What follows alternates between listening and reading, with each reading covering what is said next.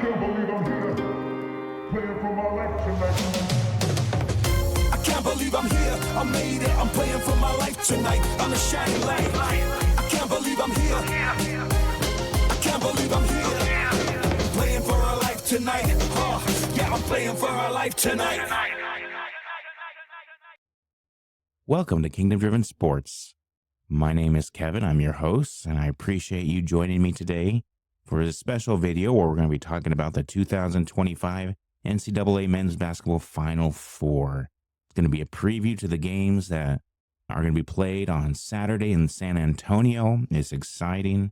It's the first time since 2008 where 4 number 1 seeds have made it to the Final Four.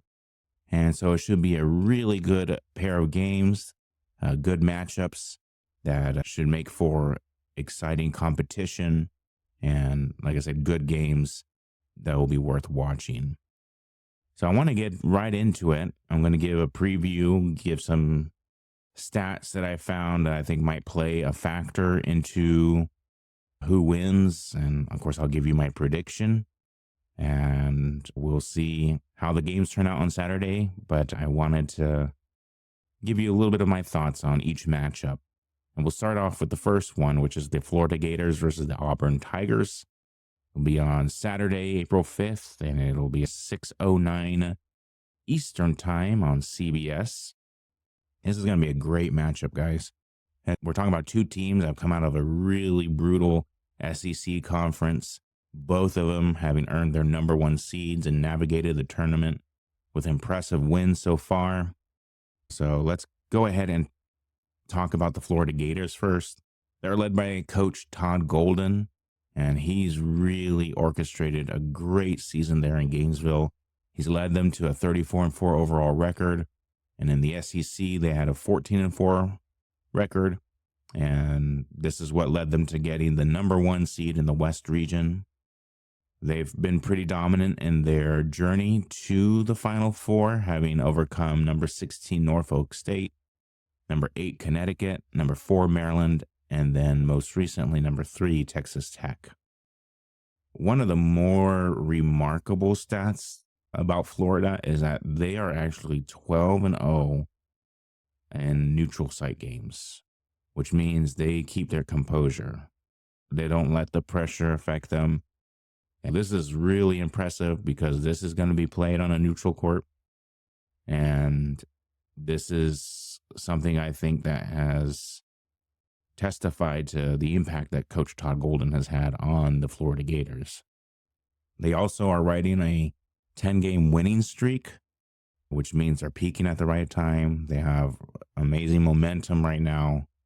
And I think they have the mentality and composure to make it to the championship game. It's been their most successful season in over a decade, about 11 years, which is a testament to Coach Golden's influence and leadership in trying to instill a winning culture into that program. And so they have a solid foundation, and I think they have the recipe for sustained success. We'll see how Saturday plays out, but I think that Florida is going to be hanging around for a while just because of Coach Golden's ability to instill that winning culture in that program. It'll be very interesting to see them come up against Auburn, who has been fantastic as well throughout this year. Bruce Pearl is their head coach, and unbelievably, I think I heard the other day he's been there now over 10 years, which is mind-boggling to me. Time flies, doesn't it?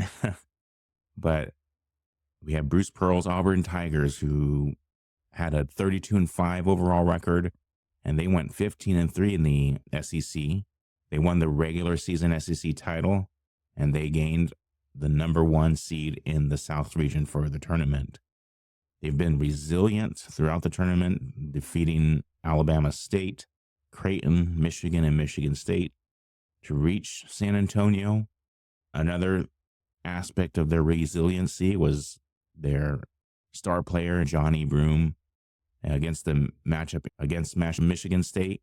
He actually went down with what looked like a pretty serious injury where he hyperextended his elbow, but he was able to come back and still perform well.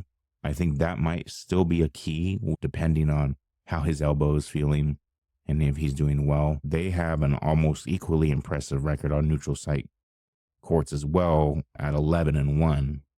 So they too have that composure. They too have that comfort of playing away from home under the spotlight. And I think that'll play a factor in Saturday's game.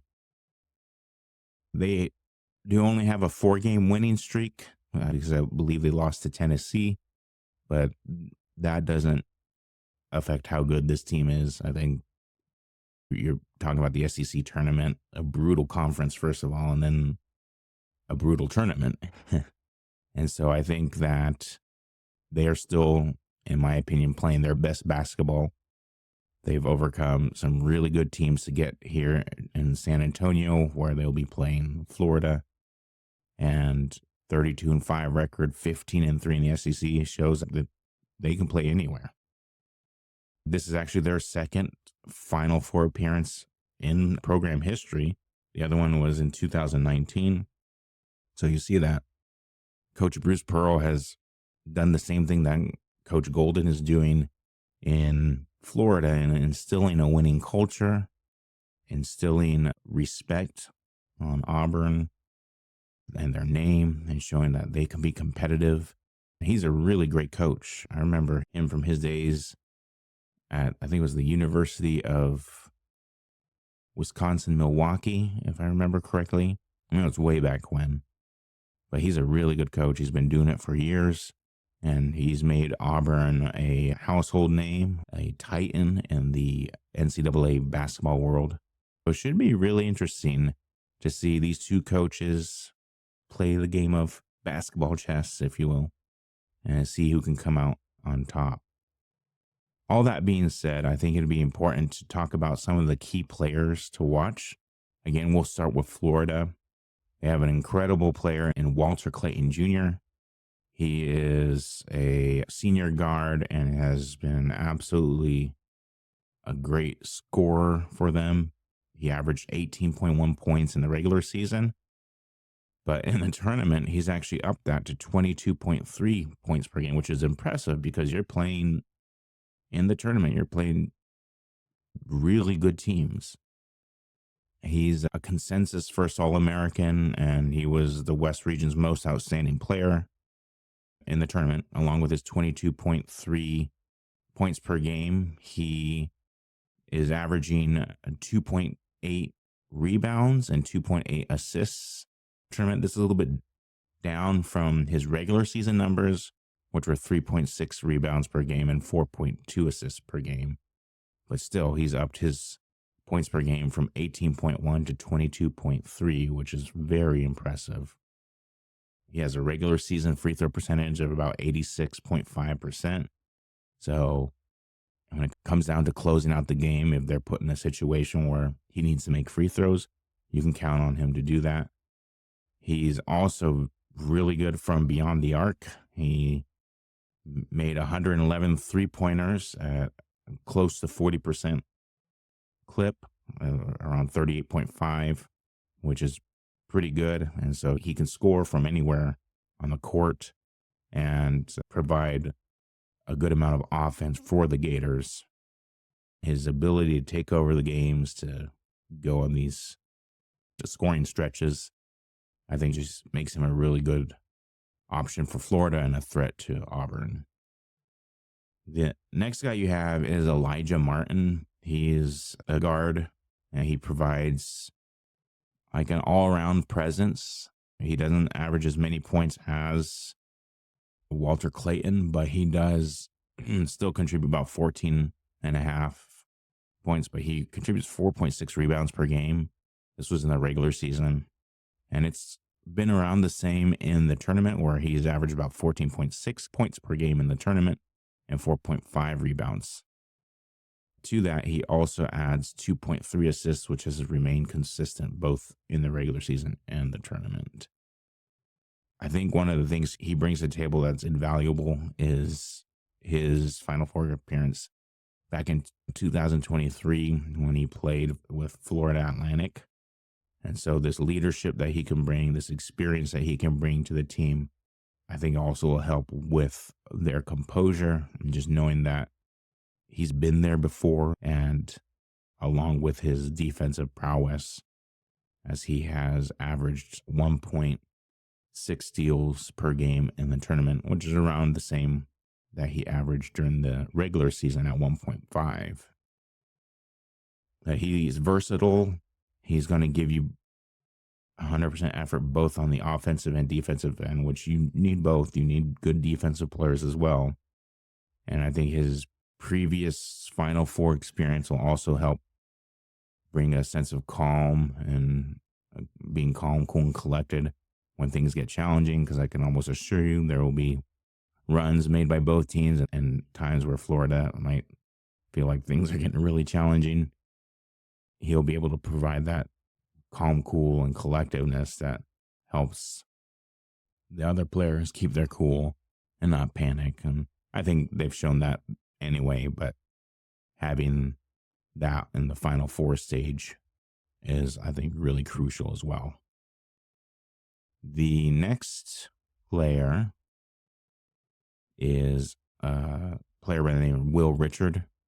He's a senior guard, key contributor when it comes to just an all-around player. He averages around 13.3 points and 4.4 rebounds per game. And this was in the regular season. The tournament, the points have dropped just a little bit to 12.8 and 4.4 rebounds, which is the same, but he contributes those rebounds about the same rate. And those are crucial. 4 rebounds. That's, you may think, oh, that doesn't sound like much, but that can mean second chances or taking a chance away from the other team on a miss. So I think that plays a big role in the success that Florida has had this year. He was also shooting 3-pointers, had about a 35.7% success rate. One of the cool things I found out about him is that he's a follower of Christ, which is really cool. Same thing with Walter Clayton Jr. He's also a professed Christian. That was really cool to find out about them. But getting back to Will Richard and his stats, I think he's a consistent scorer. He's not going to give you as many points as some of the other players on Florida, like Walter Clayton, who's their main scorer. But he's still going to give you between 13, 14 points a game. And he's also another option if going into the lane getting fouled, or at the end of the game they have a lead and they're trying to shoot free throws to protect that lead. He's pretty good from the free throw line at 83.7%. And so he's a reliable option in that sense as well. And then again, going back to his defense, where I talked about his rebounds, he actually averages 1.6 steals per game also, which, man, again, every possession counts. You'll get a steal and get another possession in a game like this. It may come down to that one possession. Florida's going to be relying on their players to make steals, to make blocks and rebound the ball, and just try to make it difficult for Auburn to succeed. Now we move on to Auburn. We have, of course, Johnny Broome, a very recognized name. He's an amazing senior forward center that has won the SEC Player of the Year. He's averaging around 18.7 points and 10.9 rebounds per game in the regular season. And then in the tournament, he's averaging 17.3 points and 11.3 rebounds. So he's a problem. They're going to have to deal with him. I think he's going to come out, trying to play his best. Again, I'm not sure how much the elbow is going to affect him, especially having seen it in real time. Another cool thing about Johnny Broome, he too is a devout Christian. It was really awesome to find that out, that he follows Christ, gives glory to God. It's really cool to see these young players giving glory to God in their victories, and even when they don't win, it's really cool to see them still credit Jesus for the opportunity that they've been placed in. Now, Broome, he has this imposing presence in the paint, which gives, I think, a significant advantage to Auburn. his ability to score and then to secure rebounds at a very high level. It makes life difficult for any opponent they face. He actually averages 2.1 blocks per game. This is in the regular season. And so he makes it difficult for opposing offenses when they try to go in the lane and try to score. He tries to serve as that anchor for the Auburn defense and tries to deter the opposing teams from coming in to the painted area. And he, at the very least, if it's not a block, he can deter shots and alter them and make life more difficult for the opposing team. And so I think his exceptional all-around talent and performance is going to be the cornerstone to whether or not Auburn can win this game. I think just providing those rebounds, those extra chances, being a strong presence defensively in the paint, and then providing those crucial moments where if Auburn needs a basket, it tends to be Johnny Broome they go to. Being able to take advantage of those moments, I believe that will stay true. He will stay true to that and try to help his team secure a victory. The next person is Tahad Pettiford. He's a freshman guard. He's actually emerged as a pretty major X factor for Auburn. He's helped come off the bench and averaged 11.7 points per game during the regular season. But in the tournament, he's pushed those 11.7 points per game up to 17.5 points per game, along with 2.9 assists, pushing those up to 3.5 assists in a tournament. So 17.5 points per game and 3.5 assists per game in the tournament, which just shows me that when the lights shine brightest, he plays his best. And this has helped provide Auburn an additional scoring option, an offensive spark that comes off the bench where they can rest some of their starters knowing, hey, this guy is going to perform well for us and we can rely on him to score and to make baskets when we need them, as well as helping his teammates. He's improved in his assist numbers as well. So his elevated performance, it's been instrumental in Auburn's journey to the Final Four and providing that crucial player or points that are needed when the starters need to rest. He's been able to provide that and help Auburn get to where they are now, which again is the Final Four. And then the last person I want to talk about that's on Auburn is Denver Jones. He's a senior guard and another key player for Auburn. He's known for his scoring ability, especially three-point shooting. He, in the regular season, averaged 10.9 points per game. But in the tournament, he's up that to 14.5 points per game. He shot 41.8% from the three-point line in the regular season, which means you got to pay attention to him beyond the arc. You can't just leave him be. And then he would be another just reliable option for those times where, whether it be at the end of the game or if he tries to drive to the basket and draw the foul, he can make the free throw. And that's going to be because he has a 91.1% free throw percentage rate in the regular season. He also has a knack for those like timely shots. And he's been a significant factor in Auburn's advancement, showcasing his ability to perform when the lights shine brightest, to perform when the pressure is high. I think a lot of that comes back to his being a senior. He's been there for a while, experienced it. And so he's that reliable, steady person that you can really count on to make the plays that are needed to win games, which again, it's going to come down to the little things, determining whether Florida or Auburn wins this game. The Florida Gators, overall, they rank second in the nation in offensive efficiency, according to Ken Palm. They are a great rebounding team. They average about 41.9 rebounds per game, and that's third nationally, which is crazy. 41.9 rebounds per game. That's really good. I think that's going to be a key factor. Can they keep that up? They also have a scoring offense that is potent, where they also rank third in the country on that, at 85.4 points per game. Their ability to secure second chance points because of their rebounds is impressive.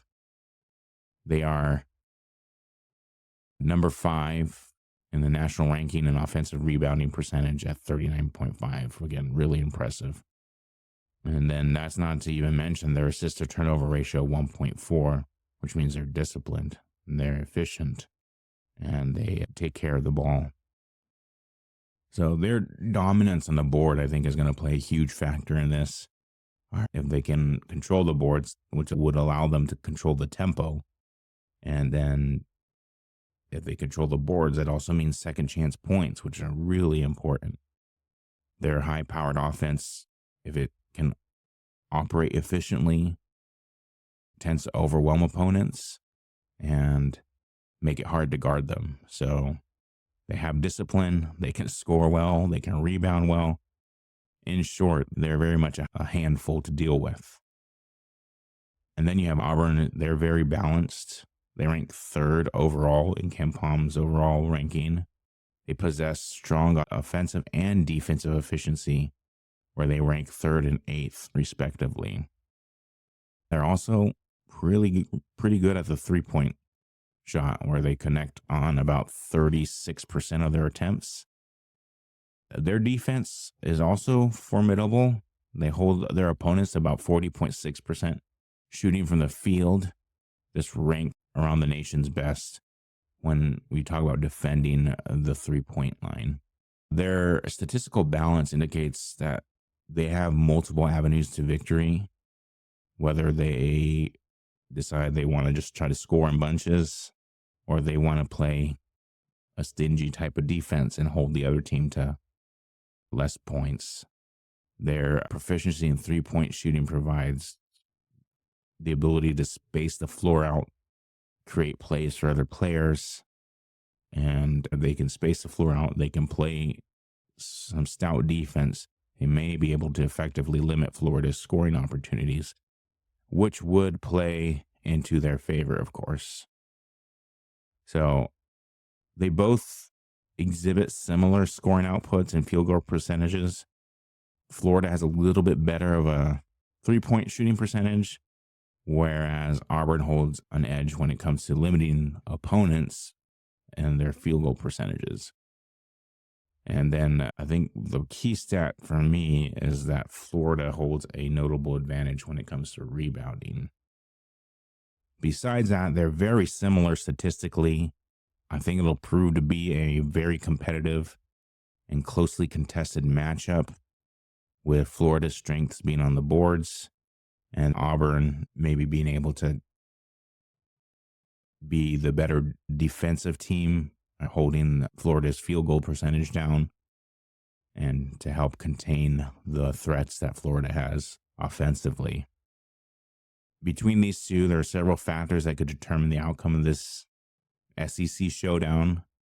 You have Walter Clayton Jr. on one side and Johnny Broome on the other, who's really good at defending the paint. But I think the depth that Auburn has might pose a problem. My key factor is, again, Florida's advantage in rebounding, especially offensive rebounding. If they can get those second chance points and take advantage of them, then I think they're going to give Auburn some problems. And if they can somewhat control Auburn's ability to shoot the three, they have a good chance in coming out on top. But if Auburn is able to defend the three-point line and neutralize the offensive threats to the point where they can spread the floor out a little bit more and take advantage of that, then I think Auburn could very well come out on top. Now, I think Florida will come out on top because They defeated Auburn in the regular season 90-81. And I just think that the rebounds, that really is the one thing that stuck out to me. I think they'll be able to take advantage of rebounding and making the rebounds that they need, as well as taking advantage of offensive rebounds where they get those second chance points. I just feel that's going to be the key statistic, is the rebounding, and I think it'll go in Florida's favor, and I think they will win the game and make it to the national championship. But I think it will be a very good game. It'll be competitive, and again, it'll be almost like a slug-it-out game because these two teams come from the SEC, and they know each other, and I have a feeling it's going to be a classic, but we'll see. But my pick is Florida over Auburn. We're going to talk about the second matchup, which is the number 1 seeded Duke Blue Devils versus the number 1 seeded Houston Cougars. And that'll take place on Saturday, April 5th at 8:49 p.m. Eastern Time on CBS. This is a different matchup, and it's really interesting, whereas with Florida and Auburn, they have similarities. This second game, it's almost like a clash of titans with contrasting styles, where one is very offensive minded and the other is very defensive minded. So let's take a look at them. We're going to start with the Duke Blue Devils. So first off, we have the Duke Blue Devils. Their coach, John Shire, has led the Duke Blue Devils to an incredible 35-3 overall record. And in the ACC conference, they went 19-1, which is really good. 19-1, almost undefeated. They earned the number 1 seed in the East region, and they have been just crushing their opponents. 3 of their 4 wins in the tournament have been by at least 20 points. These decisive victories have come over Mount St. Mary's, Baylor, Arizona, and Alabama, when Alabama was a 2 seed. Yeah, they are playing very well. They have an impressive 15-game winning streak, and that shows that they've peaked at the right time, that they've been consistent, and that they know how to maintain excellence throughout a regular season and into the tournament. They went 17-0 at home, which Cameron Indoor Stadium is a very tough place to play, but still very impressive that they were able to go 17-0. It's not like it happens regularly. They were both the regular season champion and the ACC tournament champ, and that led them to getting the number 1 seed in the East region. They just have been very dominant in their wins. This is the 18th Final Four appearance for Duke, which ties them with UCLA for second most in NCAA history. So that's very impressive. It just shows, it's a testament to their program, to the winning culture that was instilled there with Coach K, beginning with Coach K, and it continues there today. They have a commitment to excellence with their athletics, with their sports, basketball in particular. And so you see that they're going to be formidable. They can score in bunches. Their ability to perform at such a high level, even against the fiercest competition, shows that they're a challenge to be reckoned with, a team to be reckoned with. On the other side, you have the Houston Cougars. Kelvin Sampson, he's their head coach. They had a great year, 34-4 overall. And they, too, only had 1 loss in their conference, going 19-1 in the Big 12. They also won the regular season conference title, and they ended up getting the number 1 seed in the tournament in the Midwest region. They did it differently, though. They have a stifling defense, and that's how they played throughout the tournament. In fact, they've held all 4 opponents that they faced to at least 10 points below their season scoring averages. Crazy. And defense, just a defensive monster in the Houston Cougars. Their wins were over Southern Illinois, Edwardsville, Gonzaga, Purdue, and Tennessee. Right now, they have the longest winning streak in the nation at 17. So they're on a hot streak. They're going to be hard to deal with. They're consistent. They don't let the bright lights shake them. They have an impressive 16-1 record at home. And it just shows that they are willing to, whether it be at home or on a neutral court on enemy's territory, they can play their style of basketball, which really focuses on stifling the opponent and any offensive force that might try to penetrate that defense. So this is Houston's second Final Four appearance since 2021.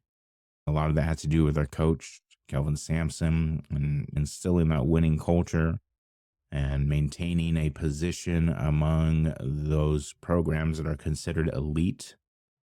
The fact that they were able to have such success in the Big 12, winning this regular season title in a conference that is often, especially in basketball, is known for being super competitive. They were able to just endure and, in a sense, I would say dominate.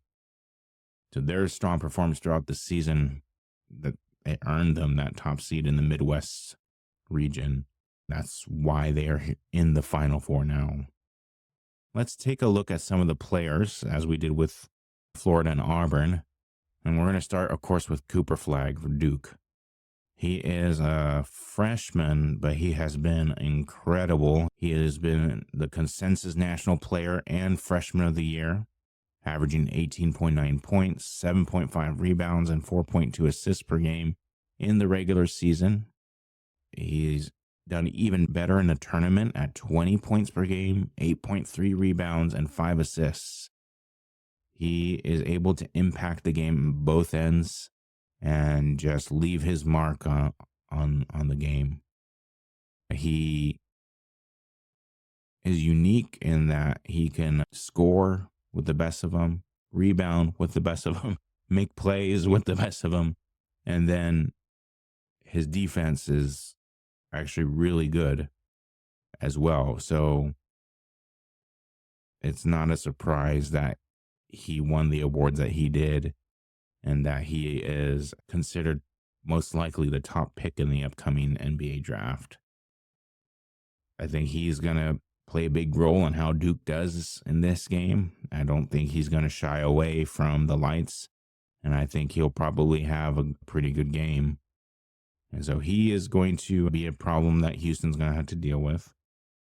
The next person on the list is the freshman guard from Duke as well. He averaged about 14.4 points per game in the regular season, and he's maintained that level in the tournament a little bit higher, around 15 points per game. But he's shooting threes at a 53.8% mark, which is really good, really good. To shoot that high, they're going to have to pay attention to that. He too is a Christian, which is really cool. I always like, again, hearing when people are vocal about their faith. But his main threat is going to be from the three-point line. Houston's going to have to make sure that they don't leave him open, because if he's shooting at a 53.8% clip, then you definitely don't want to give him open looks. He's also, if he can shoot the three-pointer, he's going to provide Duke with other offensive opportunities for other players like Cooper Flagg and Tyrese Proctor, who we'll talk about next. But he's definitely someone that Houston's going to have to pay attention to, especially since he's been consistent in his scoring and he's an elite three-point shooter. Tyrese Proctor, he's the last person on Duke I want to talk about. He has experience. He's a junior. He averaged about 12.5 points per game in the regular season. But in the tournament, he's another one of those players that's really stepped up his game and is averaging 17 points per game. He's hit 16 3-pointers, so another 3-point threat. He has averaged 2.2 assists in the regular season.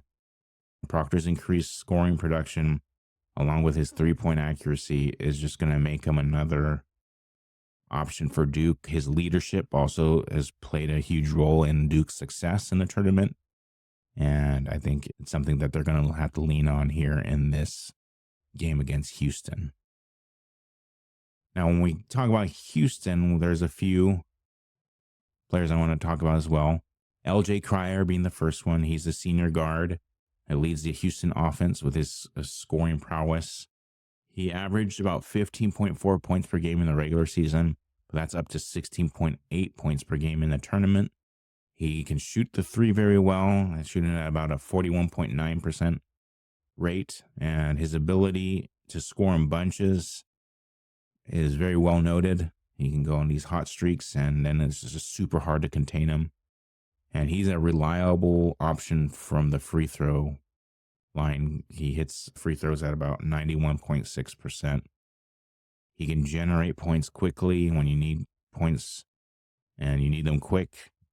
He can give them to you from beyond the arc, from driving in. He can help shift the momentum towards Houston's favor. He is a senior, and so that leadership comes in handy again for games like this, of this magnitude. And especially if Houston is ahead at the end and trying to hold on to a narrow lead, you can count on him to make the free throws that are needed and to be the primary offensive option for Houston. The next guy I want to talk about is Emmanuel Sharp. He's a junior guard. He's been a great offensive producer for the Cougars. 12.7 points per game in the regular season, but 16.4 points per game in the tournament. And he's shooting 42% from the 3-point line. So he's a 3-point threat and a good second option for Houston for offense. He has elevated his game for the tournament, so I think they're going to rely on him to do the same against Duke and hope that he can contribute and continue his upward trend. He has a reliable scorer, a 3-point shooter, and I think he's going to help. If the Cougars do win, I think he's going to be the one that helps close that gap offensively between Houston and Duke. Then Milos Uzan, he's a junior guard for Houston. He's more of the playmaker. I think he's really going to be on his best game, trying to create plays and scoring opportunities for his teammates. In the regular season, he averaged 11.6 points and 4.4 assists per game. In the tournament, he's averaging 11.8 and 5 assists per game, so pretty similar. But his primary role is a facilitator, ball handler, and just making sure the ball doesn't get turned over, that they execute their offensive plan efficiently, especially since, again, they're playing against an offensive juggernaut, and you want to limit turnovers when you're playing a team like that. His playmaking and ball handling skills are essential for Houston, especially if they want to put more pressure on Duke to have to score, and for Houston limiting the turnovers and then relying on that defense that's been so key. Let's look up some key stats. You got the Duke Blue Devils. They have the nation's best offensive efficiency according to KenPom, with an offensive rating of 125.3. They have an exceptional shooting accuracy at 49.6% of their field goal attempts and 38.6% from the 3-point line. And then they're also good at ball movement, creating those opportunities to score. Their assist to turnover ratio is 1.8.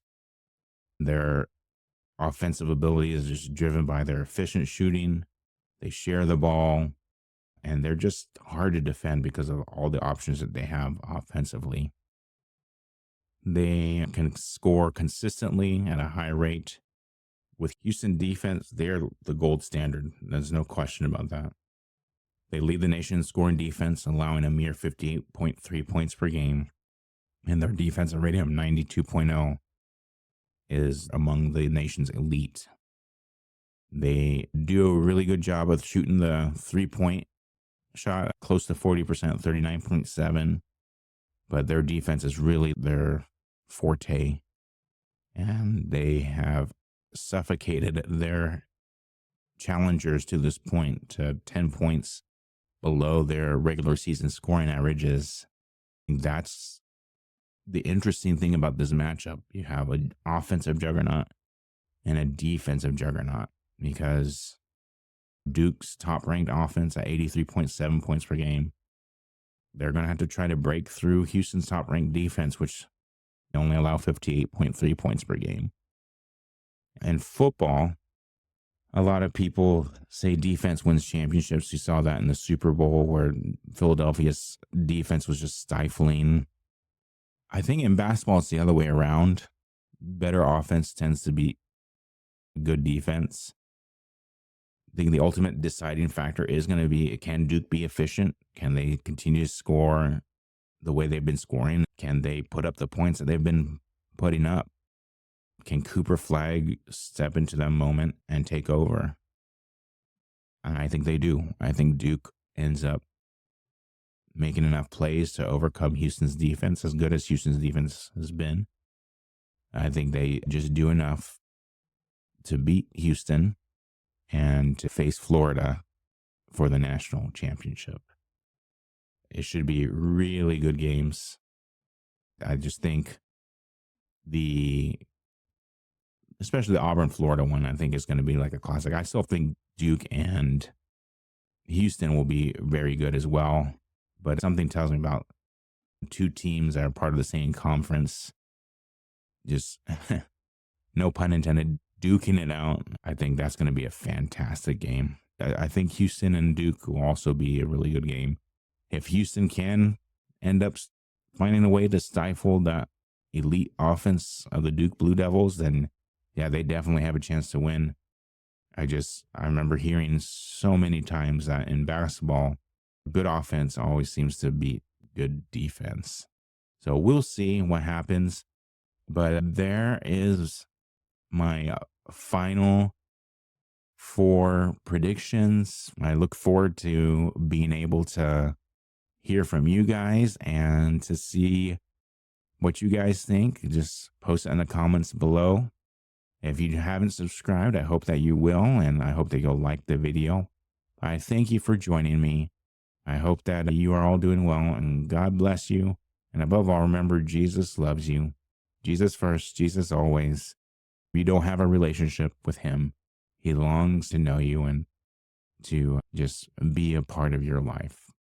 So until next time, friends, thank you again so much. God bless you, and I'll talk to you soon.